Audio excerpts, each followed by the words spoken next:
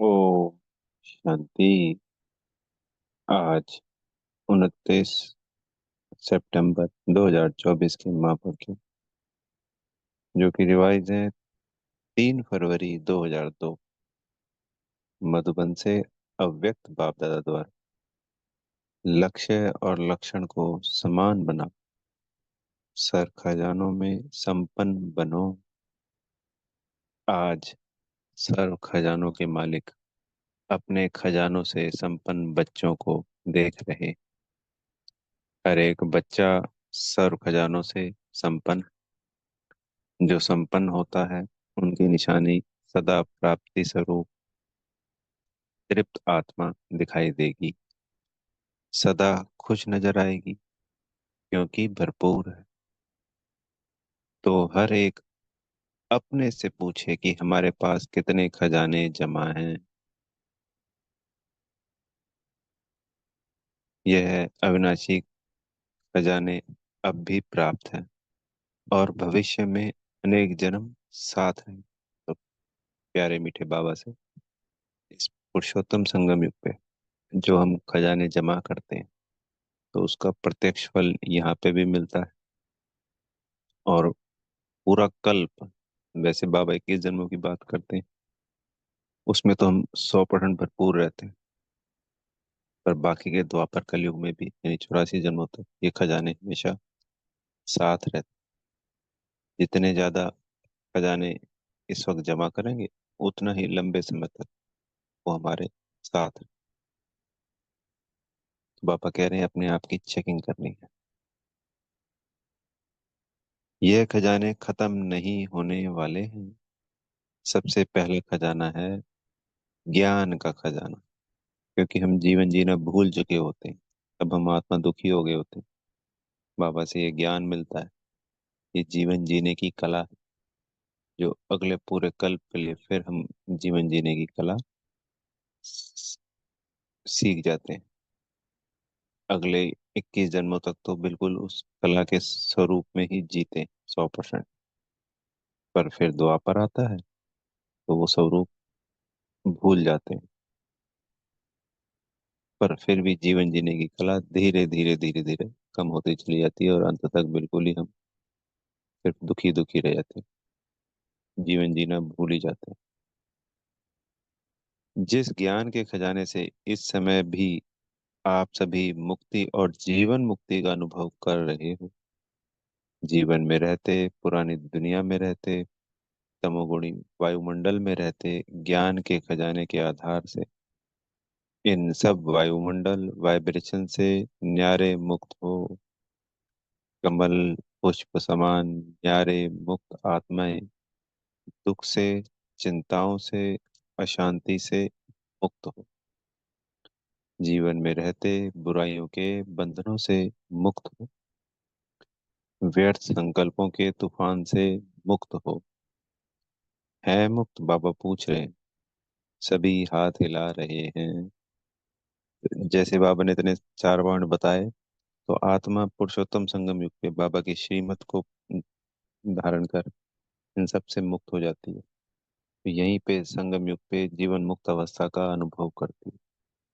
तो यही है यथार्थ जीवन जीने की कला, जो बाबा से हम सीखते हैं और फिर पूरा कल्प चलती है। तो मुक्ति और जीवन मुक्ति इस ज्ञान के खजाने का फल है, प्राप्ति है। चाहे व्यर्थ संकल्प आने की कोशिश करते हैं, नेगेटिव भी आते हैं, लेकिन ज्ञान अर्थात समझ है कि व्यर्थ संकल्प व नेगेटिव का काम है आना, और आप ज्ञानी तो आत्माओं का काम है इनसे मुक्त, न्यारे और बाप के प्यारे रहना। तो चेक करो, ज्ञान का खजाना भरपूर है, प्राप्त है, संपन्न है, या कम है? अगर कम है तो उसको जमा करो, खाली नहीं रहना। ऐसे ही योग का खजाना, जिससे सर्व शक्तियों की प्राप्ति होती है, तो अपने को देखो। योग के खजाने द्वारा सर्व शक्तियां जमा हैं। सर्व, बाबा पूछ रहे हैं सर्व। एक भी शक्ति अगर कम होगी तो समय पर धोखा दे देगी। आप सबका टाइटल मास्टर सर्वशक्तिवान है। शक्तिवान नहीं, सर्वशक्तिवान। तो सर्व शक्तियों का खजाना योग बल द्वारा जमा है, भरपूर है, प्राप्ति स्वरूप है या कमी है? क्यों? अभी अपनी कमी को भर सकते हो, अभी चांस है। फिर संपन्न करने का समय समाप्त हो जाएगा तो कमी रह जाएगी। चेक करो, एक एक शक्ति को सामने लाओ और सारे दिन की दिनचर्या में चेक करो। अगर परसेंटेज भी कम है तो फुल पास नहीं कहेंगे, क्योंकि आप सबका लक्ष्य है। किसी भी बच्चे से पूछते हैं कि फुल पास होना है या हाफ पास, तो सभी कहते हैं कि हम तो सूर्यवंशी बनेंगे, चंद्रवंशी नहीं बनेंगे। चंद्रवंशी बनेंगे अब बाबा पूछ रहे हैं। बाप दादा बहुत अच्छा तख्त देंगे, बनेंगे चंद्रवंशी। इंडिया वाले सूर्यवंशी बन जाएं, फॉरेन वाले चंद्रवंशी बन जाएं, बनेंगे? नहीं बनेंगे। सूर्यवंशी बनना है, बनना ही है। यह तो बाबा चिट चैट कर रहे हैं। जब सूर्यवंशी बनना ही है, दृढ़ निश्चय है, पाप से और स्वयं से प्रतिज्ञा कर ली है, तो अब से किसी भी शक्ति की परसेंटेज कम नहीं हो। अगर कहेंगे सरकमस्टांस अनुसार, समस्याओं अनुसार परसेंटेज कम रह गई है तो 14 कला बन जाएंगे। इसलिए आजकल बाप दादा चारों ओर के सभी बच्चों का पोता मेल रजिस्टर चेक कर रहा है। बाप दादा के पास भी हर एक का रजिस्टर है, क्योंकि समय के अनुसार पहले ही बाप दादा बच्चों को सुना रहे हैं कि समय की रफ्तार अनुसार अभी कब नहीं कहो, अब कब हो जाएगा कर लेंगे, होना तो है ही, यह नहीं सोचो। होना तो है नहीं, अभी अभी करना ही है। समय की रफ्तार तीव्र हो रही है, इसलिए जो लक्ष्य रखा है बाप समान बनने का, फुल पास होने का, 16 कला संपूर्ण बनने का, तो बाप दादा भी यही चाहते हैं कि लक्ष्य और प्रैक्टिकल में लक्षण समान हो। जब लक्ष्य और लक्षण दोनों समान होंगे तभी बाप समान सहज बन जाएंगे। तो चेक करो, हो जाएगा, बन ही जाएंगे। यह अलबेलापन है कि बन ही जाएंगे, यह अलबेलापन हो जाएगा। जो करना है, जो बनना है, जो लक्ष्य है, वह अभी से ही करना है, बनना है। कभी शब्द नहीं लगाओ, अभी अभी। तो ज्ञान का खजाना, योग का खजाना और भी धारणाओं का खजाना है, जिससे गुणों का खजाना जमा हो जाता है। जो धारणाएं हैं उनसे बाबा कह रहे हैं गुणों का खजाना जमा हो जाता है। गुणों में भी जैसे सर्व शक्तियां हैं, ऐसे ही सर्वगुण हैं। सिर्फ गुण नहीं, सर्वगुण है। तो सर्वगुण है या सोचते हो एक दो गुण कम हुआ तो क्या हुआ, चलेगा? नहीं चलेगा। तो सर्वगुणों का खजाना जमा है, बाबा पूछ रहे हैं कौन से गुण की कमी है, उसको चेक करके भरपूर हो जाओ। चौथी बात, सेवा। तो ज्ञान का हो गया, याद, धारणा, और अब बाबा है चौथा पॉइंट, सेवा। सेवा द्वारा सभी को अनुभव है। जब भी मनसा सेवा या वाणी द्वारा या कर्म द्वारा भी सेवा करते हो तो उसकी प्राप्ति आत्मिक खुशी मिलती है। तो चेक करो, सेवा द्वारा खुशी की अनुभूति कहाँ तक की है। अगर सेवा की और खुशी नहीं हुई तो वह सेवा यथार्थ सेवा नहीं है। तो हम कोई भी सेवा के निमित्त बनते हैं, मनसा वाचा कर्मणा, उसके बाद खुशी वो होता है प्रत्यक्ष फल। जमा हो गया वो तो बात की प्रारब्ध बनी गई। पर अगर खुशी नहीं हुई उस सेवा के बाद, तो इसका मतलब वो यथार्थ सेवा यानी सही तरीके से सही विधि से सेवा नहीं हुई। सेवा में कोई ना कोई कमी है, इसलिए खुशी नहीं मिलती। सेवा का अर्थ है आत्मा अपने को खुशनुमा खिला हुआ रूहानी गुलाब खुशी के झूले में झूलने वाला अनुभव करेगी। तो चेक करो, सारा दिन सेवा की, लेकिन सारे दिन की सेवा की तुलना में इतनी खुशी हुई, या सोच विचार ही चलते रहे, यह नहीं ये, यह नहीं ये। और आपकी खुशी का प्रभाव एक तो सेवा स्थान पर, दूसरा सेवा साथियों पर, तीसरा जिन आत्माओं की सेवा की उन आत्माओं पर पड़े। वायुमंडल भी खुश हो जाए। यह है सेवा का खजाना, खुशी। और बात, चार सब्जेक्ट तो आ ही गई, और है संबंध संपर्क, वह भी बहुत जरूरी है। क्यों? कई बच्चे समझते हैं बाप दादा से तो संबंध है ही, परिवार में हुआ नहीं हुआ क्या बात है, क्या हर्जा है, बीज से तो है ही। लेकिन आपको विश्व का राज्य करना है ना, तो राज्य में संबंध में आना ही होगा। इसलिए संबंध संपर्क में आना ही है। लेकिन संबंध संपर्क में यथार्थ खजाना मिलता है दुआएं। बिना संबंध संपर्क के आपके पास दुआओं का खजाना जमा नहीं होगा। माँ बाप की दुआएं तो हैं, लेकिन संबंध संपर्क में भी दुआएं लेनी है। अगर दुआएं नहीं मिलती, फीलिंग नहीं आती, तो समझो संबंध संपर्क में कोई कमी है। यथार्थ रीत, अगर संबंध संपर्क है तो दुआओं की अनुभूति होनी चाहिए। और दुआओं की अनुभूति क्या होगी, बाबा पूछ रहे हैं हमसे। अनुभवी तो हो न। अगर सेवा से दुआएं मिलती हैं तो दुआएं मिलने का अनुभव यही होगा जो स्वयं भी संबंध में आते हैं। कार्य करते डबल लाइट होगा। तो जब हमें दुआएं मिलती हैं तो हम आत्मा लाइट, बिल्कुल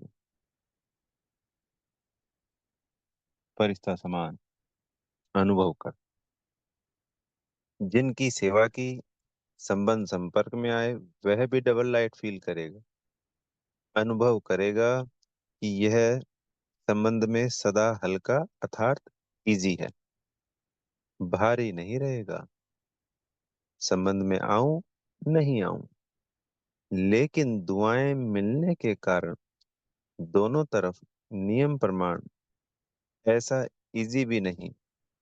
जैसे कहावत है, ज्यादा मीठे पर चींटियां बहुत आती हैं, तो इतना इजी भी नहीं, लेकिन डबल लाइट रहेगा। तो बाप दादा कहते हैं अपने खजाने चेक करो, समय दे रहे हैं, अभी समाप्ति का बोर्ड नहीं लगा है, इसलिए चेक करो और बढ़ते चलो।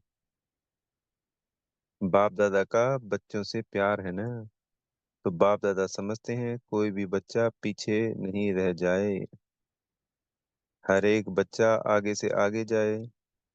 चलते चलते देह अभिमान आ जाता है, स्वमान और देह अभिमान।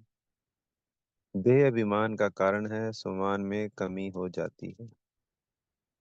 तो देह अभिमान को मिटाने का बहुत सहज साधन है। देह अभिमान आने का एक ही अक्षर है, एक ही शब्द है, वह जानते भी हो।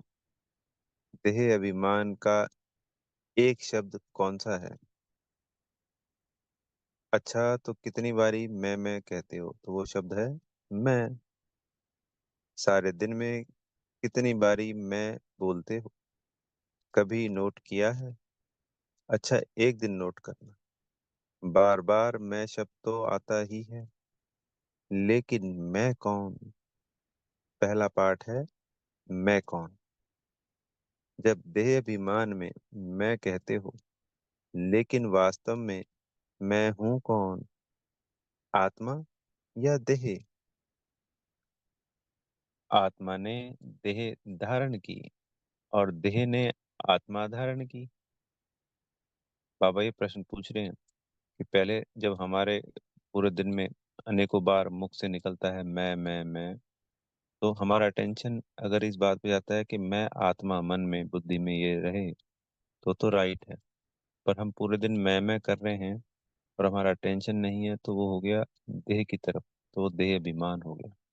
तो बाबा ने हमसे पूछा कि वास्तव में मैं हूँ कौन, आत्मा या देह? आत्मा ने देह धारण की या देह ने आत्मा धारण की? क्या हुआ? आत्मा ने देह धारण की। ठीक है ना? तो आत्मा ने देह धारण की, तो मैं कौन? आत्मा ना। तो सहज साधन है, जब भी मैं शब्द बोलो तो यह याद करो कि मैं कौन सी आत्मा हूँ। आत्मा निराकार है, देह साकार है। निराकार आत्मा ने साकार देह धारण की। तो जितना बारी भी मैं शब्द बोलते हो, उतना समय यह याद करो कि मैं निराकार आत्मा साकार में प्रवेश किया है। जब निराकार स्थिति याद होगी, तो निरहंकारी स्वतः हो जाएंगे। देहभान खत्म हो जाएगा। वही पहला पाठ, मैं कौन, यह स्मृति में रख करके मैं कौन सी आत्मा हूँ। आत्मा याद आने से निराकारी स्थिति पक्की हो जाएगी। जहाँ निराकारी स्थिति होगी, वहाँ निरअहंकारी निर्विकारी हो ही जाएंगे। तो जो ब्रह्मा बाबा के अंतिम तीन शब्द थे, निराकारी, निर्विकारी, निरअहंकारी। तो जब हमारी निराकार स्थिति यानी हम जब आत्मिक स्थिति में स्थित होते हैं, तो जो बाबा हमें मुरलियों के द्वारा समझानी देते हैं, उसका हम आत्मा स्वरूप बने पड़े हैं। क्योंकि आत्मा के अंदर विकार या बुराइयां, कमी कमजोरियां होती ही नहीं है। इसलिए बाबा रोज साकार मुरली में हमें आत्मा का पाठ पक्का कराते हैं। तो आत्मा का पाठ पक्का होते ही सर्व हमारे गुण शक्तियां जागृत हो जाएंगी, हम उसका स्वरूप बन जाएंगे। तो निराकारी होते ही निर्विकारी और निरहंकारी बन ही जाएंगे। तो कल से नोट करना, जब मैं शब्द कहते हो तो क्या याद आता है? और जितना बारी मैं शब्द यूज करो, उतना बारी निराकारी, निरहंकारी, निर्विकारी स्वतः हो जाएंगे। अच्छा, आज यूथ ग्रुप आया है। यूथ बहुत है। बाप दादा यूथ ग्रुप को वरदान देते हैं कि सदा आबाद रहना, एक भी खजाना बर्बाद नहीं करना, आबाद रहना, आबाद करना। लौकिक गुरु लोग आशीर्वाद देते हैं, आयुष्मान भव। और बाप दादा कहते हैं, शरीर की आयु तो जितनी है उतनी रहेगी, इसलिए शरीर की आयु के हिसाब से आयुष्मान भव का वरदान नहीं देते। लेकिन इस ब्राह्मण जीवन में सदा आयुष्मान भव। क्यों? ब्राह्मण सो देवता बनेंगे, तो आयुष्मान तो होंगे ना। यूथ की एक विशेषता होती है। आप यूथ अपनी विशेषता को जानते हो? क्या विशेषता होती? जानते हो? क्या विशेषता है आप में, जो चाहे वह कर सकते हो? अच्छा, कर सकते हो। अच्छी बात है। दुनिया के हिसाब से कहते हैं, यूथ जिद्दी बहुत होते हैं।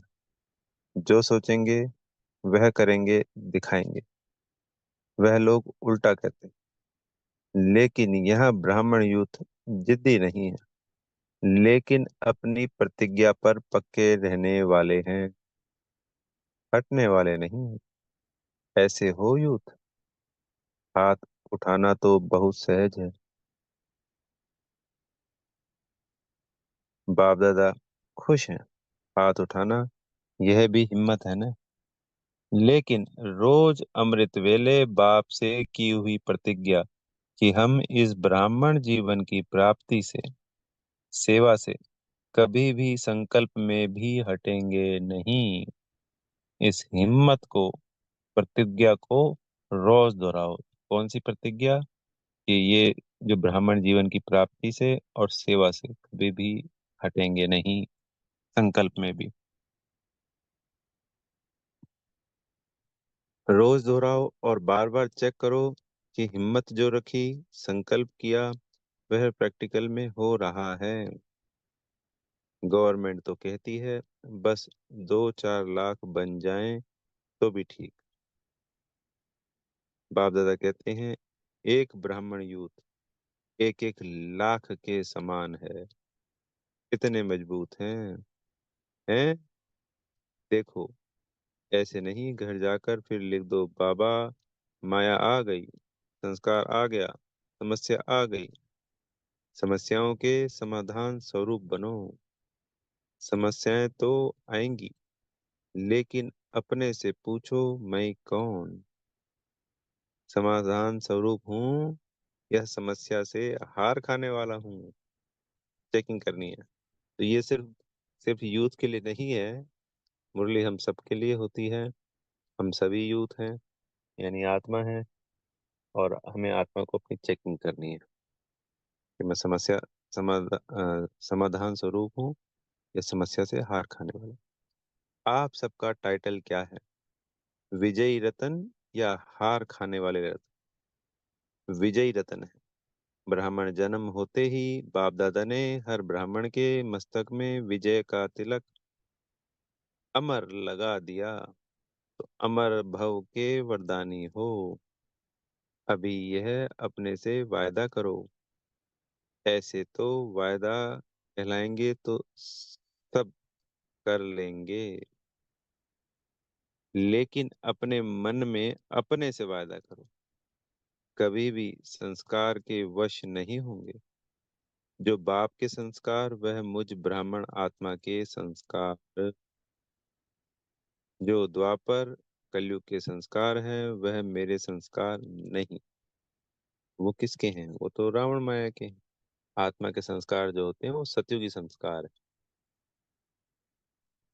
तो इसलिए जैसे ही हम आत्मिक स्थिति में स्थित होते हैं तो हमारे सत्युगी देवी देवता ही हमारे आदि संस्कार, परम धाम में जब हम आत्माएं जो हमारे संस्कारों के साथ हमेशा रहती है, तो वो इमर्ज हो जाते हैं सारे के सारे। इसलिए कोई भी कुछ भी गलत होता ही नहीं। इसलिए बाबा कहते हैं कि अपने आप को आत्मा समझ, मुझ परमात्मा को याद करो।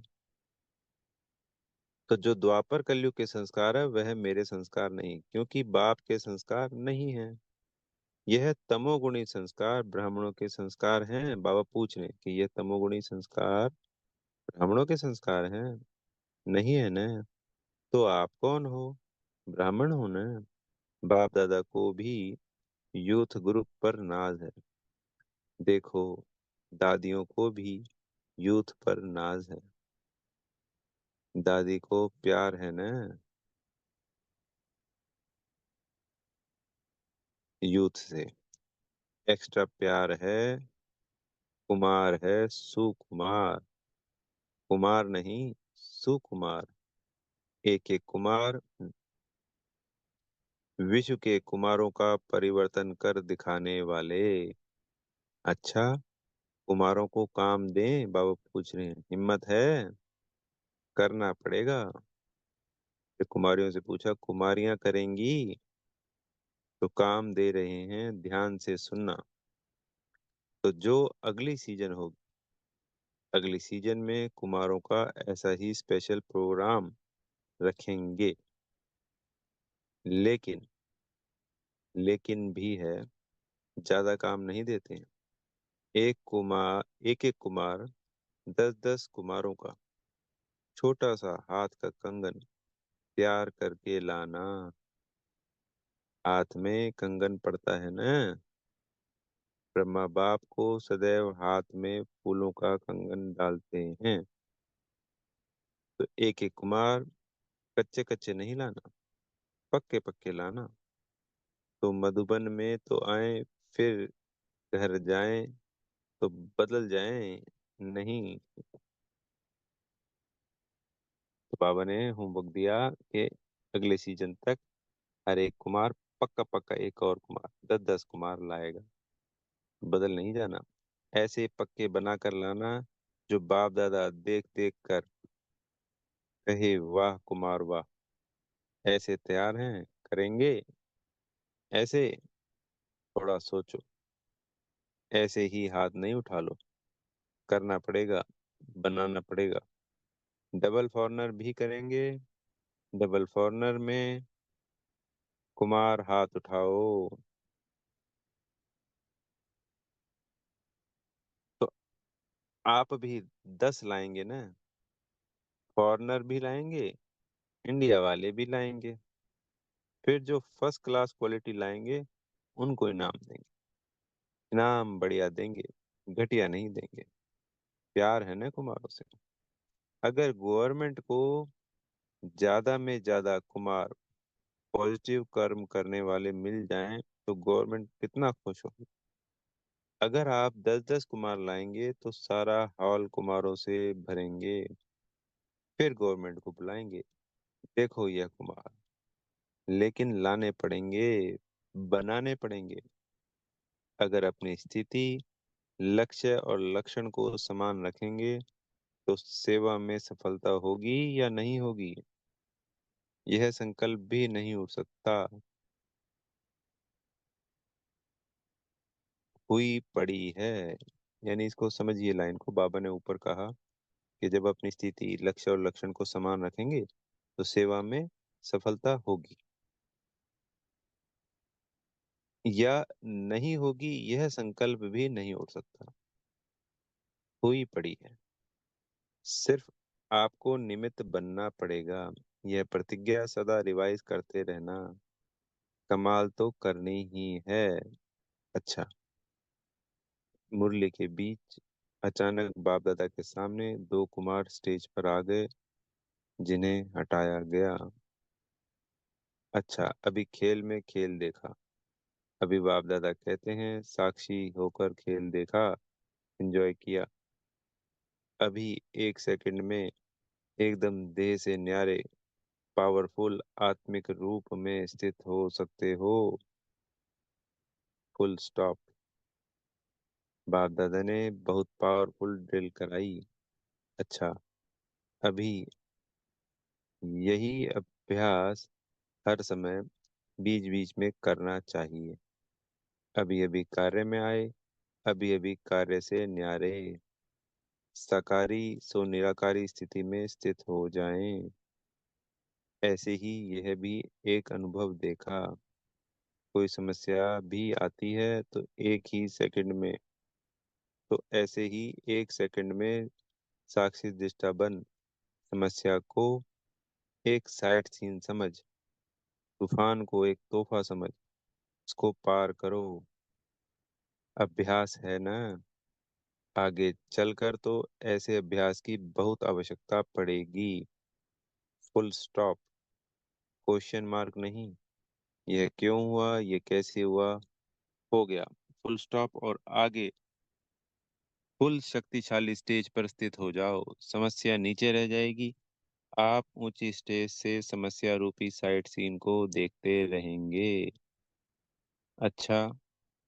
चारों ओर के सर्व खजानों से संपन्न आत्माओं को सदा हर समय प्राप्तियों से भरपूर मुस्कुराते हुए हर्षित रहने वाली आत्माओं को, सदा बाप से की हुई प्रतिज्ञा को जीवन में प्रत्यक्ष करने वाले ज्ञानी तु आत्मा, योगी तु आत्मा बच्चों को, सदा लक्ष्य और लक्षण को समान करने वाले बाप समान आत्माओं को, सदा हर समय सर्व खजानों का स्टॉक और स्टॉप लगाने वाले